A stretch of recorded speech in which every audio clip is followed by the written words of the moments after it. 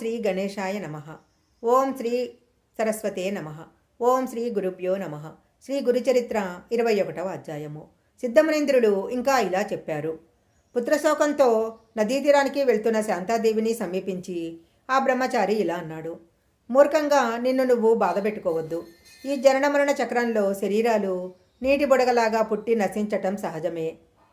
కర్మ తీరిపోగానే పంచభూతాలు విడిపోవటం వల్ల శరీరం నశిస్తుంది. మాయకు వసలైన మానవులు తమ దేహమే తామన్న భ్రాంతిని పొంది బిడ్డ, భార్య, మిత్రుడు అనే బంధాలను పెంచుకుంటారు. ఈ సృష్టిలో ఇది ఎవరికైనా తప్పదు. ఇది తెలిసిన జ్ఞానులు పుట్టుక వలన సంతోషాన్ని కానీ మరణం వలన దుఃఖాన్ని కానీ పొందరు. వారి వారి కర్మలను అనుసరించి కొందరు బాల్యంలోనే మరణిస్తారు. నిజానికి ఈ శరీరము రక్తము, మాంసము మొదలైన ధాతువులతో నిండి మలినమైంది.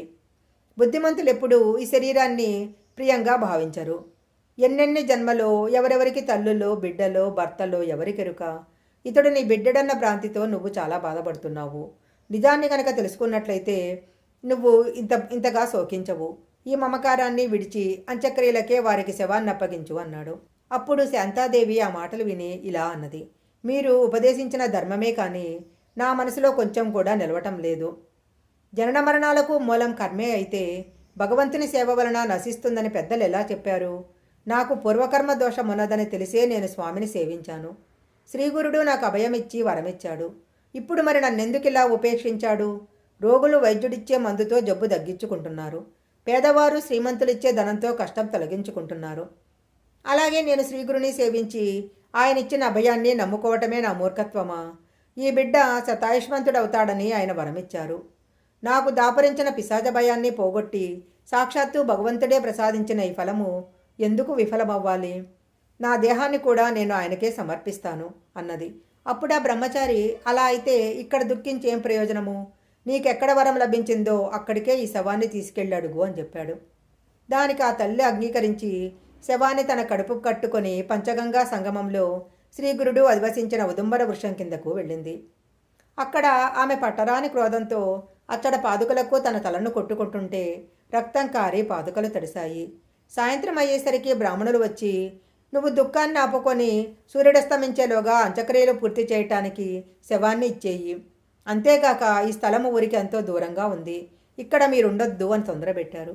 కానీ ఆమె అదేమీ పట్టించుకోకుండా శవాన్ని మరింత గట్టిగా పట్టుకొని పాదుకలకు తన తలను కొట్టుకుంటూనే ఉంది.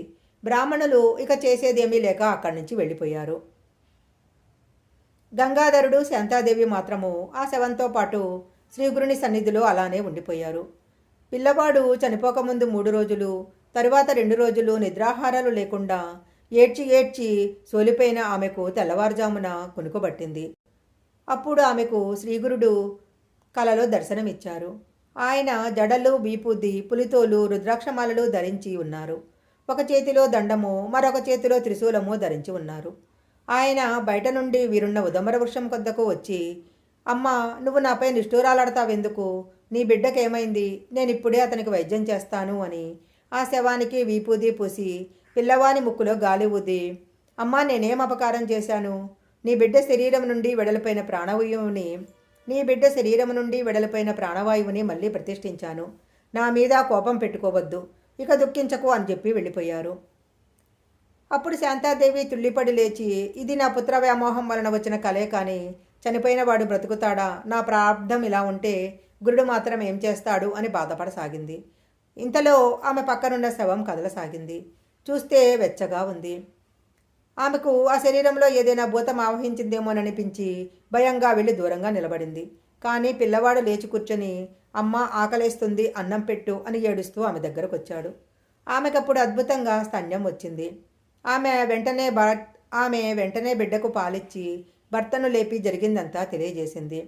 అప్పుడు ఆ దంపతులు భక్తితో ఆ ఉదంబర వృక్షానికి ప్రదక్షిణాలు చేసి శ్రీగురుణ్ణి స్తుతించారు. కనుక నామధారక, ఈ క్షేత్ర మహిమను వర్ణించటం ఎవరి తరమో కాదు. అచ్చటి మేడి చెట్టు మూలంలో శ్రీగురుడు నిశ్చయంగా నిత్యనివాసం చేస్తున్నాడు. అక్కడ ఆయనను భక్తితో సేవించిన వారికి తప్పకుండా వారి కోరికలను నెరవేరుస్తాడు. మేడి చెట్టు సాక్షాత్తు కల్పవృక్షమే. శ్రీ దత్తాయ గురవే నమః. శ్రీపాద వల్లభాయ నమః. శ్రీ గురుచరిత్ర 21వ అధ్యాయం సంపూర్ణం.